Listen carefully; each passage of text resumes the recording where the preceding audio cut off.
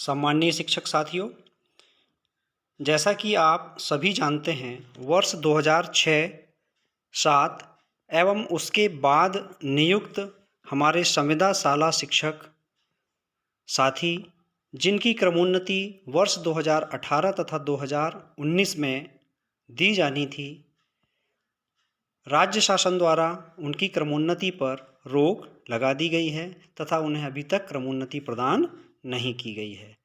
हमारे ऐसे सभी अध्यापक साथी जिनका राज्य शिक्षा सेवा के तहत संविलियन 1 जुलाई 2018 को हुआ है या उसके पश्चात हुआ है, वे सभी अपनी क्रमोन्नति को लेकर चिंतित हैं। तो हम आज अपने अध्यापक साथियों के लिए, जिनका राज्य शिक्षा सेवा में संविलियन दिनांक 1 जुलाई 2018 या उसके पश्चात हुआ है तथा जिन्हें अभी तक अपनी प्रथम क्रमोन्नति प्राप्त नहीं हुई है, उनके लिए यह महत्वपूर्ण आदेश की जानकारी लेकर आए हैं। तो साथियों, जैसा कि आप देख पा रहे हैं, स्कूल शिक्षा विभाग मंत्रालय वल्लभ भवन भोपाल का यह आदेश दिनांक 27/7/2019 का है और इसमें जो बातें कही गई हैं वह नवीन संवर्ग यानी राज्य शिक्षा सेवा के तहत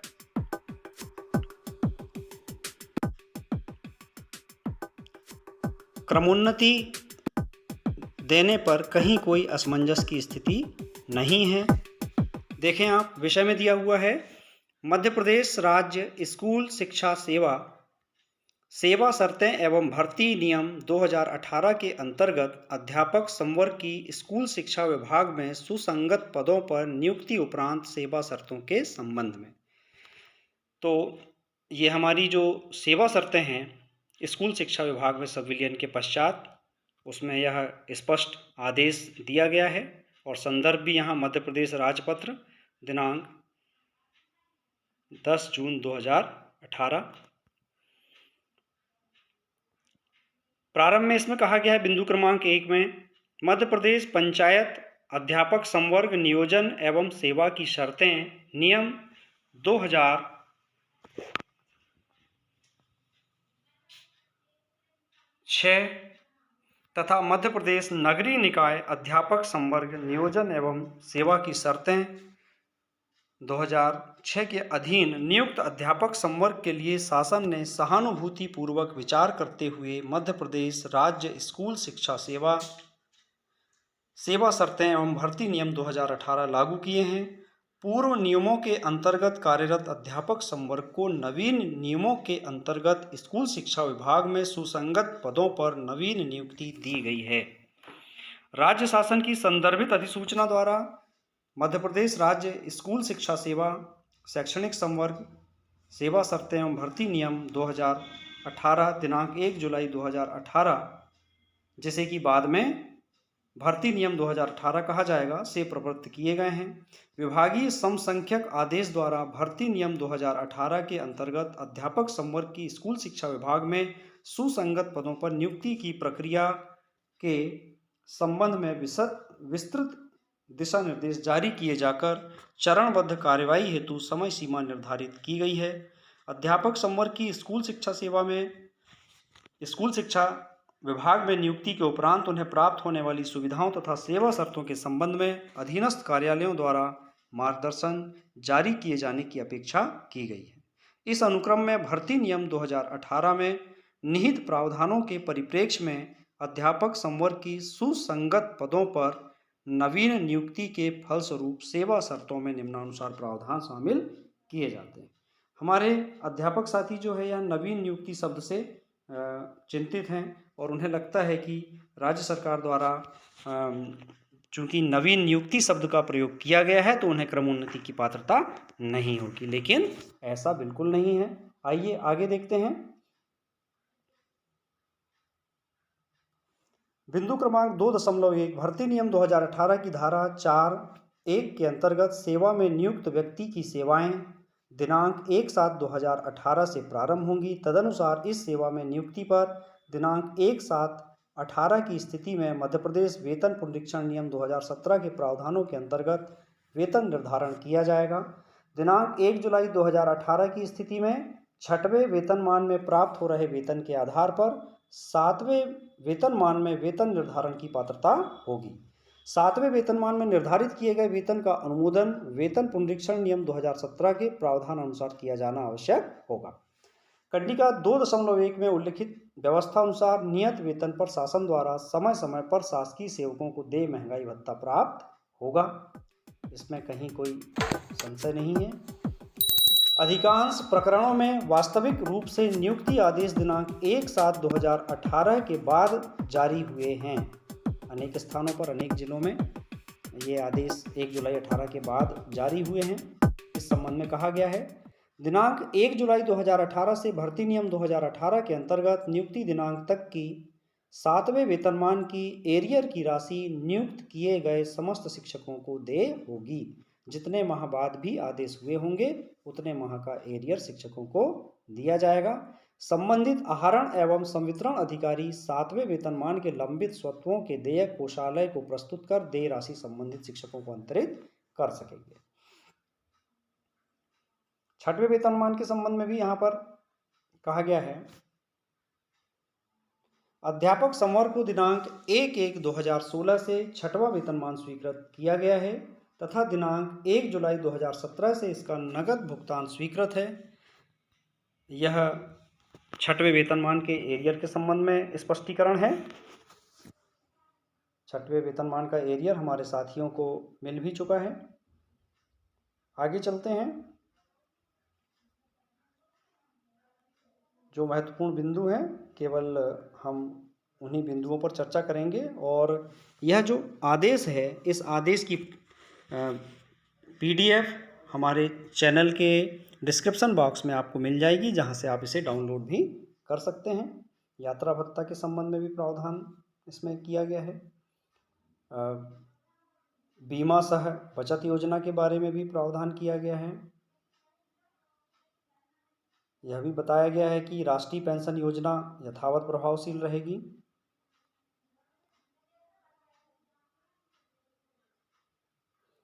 एक और जो बिंदु है, बिंदु क्रमांक 2.12 मध्य प्रदेश सिविल सेवा अवकाश नियम 1977 के अंतर्गत जारी निर्देशों के अनुसार सेवानिवृत्ति या सेवा में रहते मृत्यु होने पर अवकाश नकदीकरण की पात्रता होगी। भर्ती नियम 2018 के प्रावधानों के अधीन नियुक्त की गए शिक्षकों की शासकीय सेवा में रहते हुए निधन होने पर तत्समय सामान्य प्रशासन विभाग द्वारा प्रभावशील अनुकंपा नियुक्ति की नीति के अनुसार पात्रता होगी। अनुकंपा नियुक्ति की पात्रता भी है। स्थानांतरण के संबंध में भी कहा। साथियों, यहाँ बिंदु क्रमांक 2.15 यह बहुत ही महत्वपूर्ण है। देखिए, इसमें कहा गया है, पदोन्नति क्रमोन्नति समयमान के प्रयोजन के लिए पूर्व में अध्यापक संवर्ग में की गई सेवा अवधि का लाभ अधिकतम 10 वर्ष तक का निम्नांकित पैरा 3 के अनुसार प्राप्त होगा। साथियों, शासन द्वारा क्रमोन्नति पर रोक लगाए जाने का यही एक कारण समझ में आता है, बिंदु क्रमांक 2.15, क्योंकि इसमें कहा गया है कि अधिकतम 10 वर्ष तक का, यानी 10 वर्ष से अधिक सेवा जिन साथियों की अध्यापक के रूप में हो चुकी है या संविदा शिक्षक के रूप में हो चुकी है, तो यहाँ पर अधिकतम 10 वर्ष का लाभ देने की ही बात कही गई है और यही बात आधार हो सकती है शासन द्वारा क्रमोन्नति ना दिए जाने या समय पर ना दिए जाने की। तीसरा बिंदु है, शासकीय सेवकों को सुसंगत भर्ती नियमों के अंतर्गत निर्धारित अर्हताएं पूर्ण करने पर पदोन्नति की पात्रता होती है। पदोन्नति हेतु पदों की उपलब्धता नहीं होने के कारण शासकीय सेवक को प्रोत्साहित करने की दृष्टि से क्रमोन्नति या समयमान का प्रावधान है। भर्ती नियम 2018 के अंतर्गत नियुक्ति यद्यपि नवीन नियुक्ति है, यहाँ पर भी पुनः नवीन नियुक्ति शब्द का प्रयोग किया गया है, किंतु यह हमारे अध्यापक साथियों के लिए बहुत महत्वपूर्ण है। किंतु सहानुभूतिपूर्वक विचार करते हुए अध्यापक संवर्ग में उनके द्वारा की गई सेवा को पदोन्नति, क्रमोन्नति एवं समयमान की पात्रता में गणना में लिए जाने का निर्णय लिया गया है। तदनुसार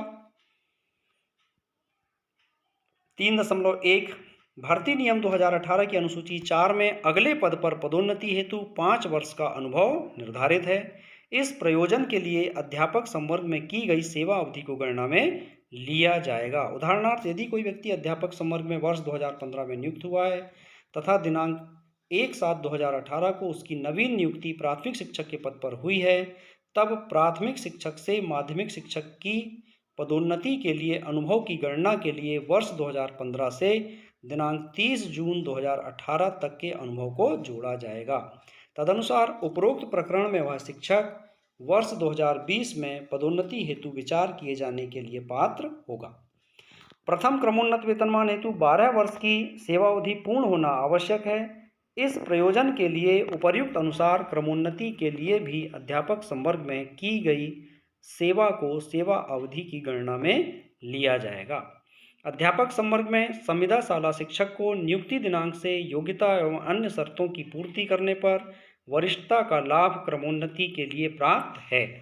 उदाहरण दिया हुआ है। उदाहरण स्वरूप, यदि कोई व्यक्ति 1 अप्रैल 2008 को संविदा शाला शिक्षक में नियुक्त हुआ है एवं दिनांक 1/4/2011 से अध्यापक संवर्ग में कार्यरत है, तो अध्यापक संवर्ग में नियमानुसार 12 वर्ष अर्थात दिनांक 1 अप्रैल 2020 को प्रथम क्रमोन्नति तथा 24 वर्ष अर्थात दिनांक 1 अप्रैल 2032 को द्वितीय क्रमोन्नत वेतनमान हेतु विचार किए जाने के लिए पात्र होगा। यहाँ बिल्कुल स्पष्ट कर दिया गया है कि 1 अप्रैल 8 को जिस संविदा शिक्षक की नियुक्ति हुई है उसे प्रथम क्रमोन्नति 1 अप्रैल 2020 को तथा अगली क्रमोन्नति पुनः 12 वर्ष पश्चात यानी सन 2032 में देय होगी। भर्ती नियम 2018 के अंतर्गत दिनांक 1/7/2018 को नियुक्त प्राथमिक शिक्षक को सामान्य अवस्था में प्रथम क्रमोन्नति दिनांक 1/7/18 से 12 वर्ष पूर्ण होने पर अर्थात दिनांक 1/7/2030 को पात्रता होती, अगर ऐसा नहीं होता तो।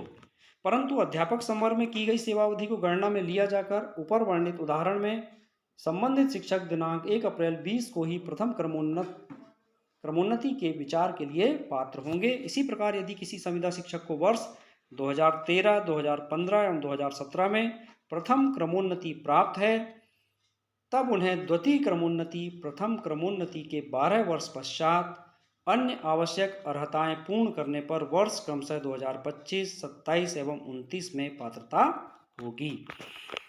साथियों, यहाँ पर एक और बात मैं कहना चाहूँगा कि जो हमारे शिक्षाकर्मी साथी हैं जिनकी नियुक्ति वर्ष 1998 में हुई है, इस बिंदु के अनुसार उन्हें 2022 में द्वितीय क्रमोन्नति का लाभ भी अवश्य मिलेगा। शासकीय सेवक को संपूर्ण सेवा काल में 3 उच्चतर वेतनमान इस हेतु निर्धारित अर्हताएं पूर्ण करने पर प्राप्त हो सकती हैं। अध्यापक संवर्ग में प्राप्त क्रमोन्नति, समयमान एवं पदोन्नति को उपर्युक्त 3 उच्चतर वेतनमान की पात्रता पर विचार करते समय गणना में लिया जाएगा। अर्थात अध्यापक संवर्ग में यदि 1 पदोन्नति तथा 1 क्रमोन्नति या समयमान के माध्यम से 2 उच्चतर वेतनमान प्राप्त हो चुके हैं, तब आवश्यक सेवा अवधि पूर्ण करने पर तीसरे उच्चतर वेतनमान की पात्रता के लिए विचार में लिए जाने की पात्रता होगी। मतलब तृतीय समयमान वेतनमान या क्रमोन्नति भी प्रदान की जाएगी। पदोन्नति, क्रमोन्नत एवं समयमान का लाभ प्राप्त करने के लिए भर्ती नियम तथा संगत नियम निर्देशों में उल्लिखित शर्तों तथा मापदंडों की पूर्ति की जाना आवश्यक होगी। किसी भी प्रकार के विवाद की स्थिति में शासन का निर्णय अंतिम होगा।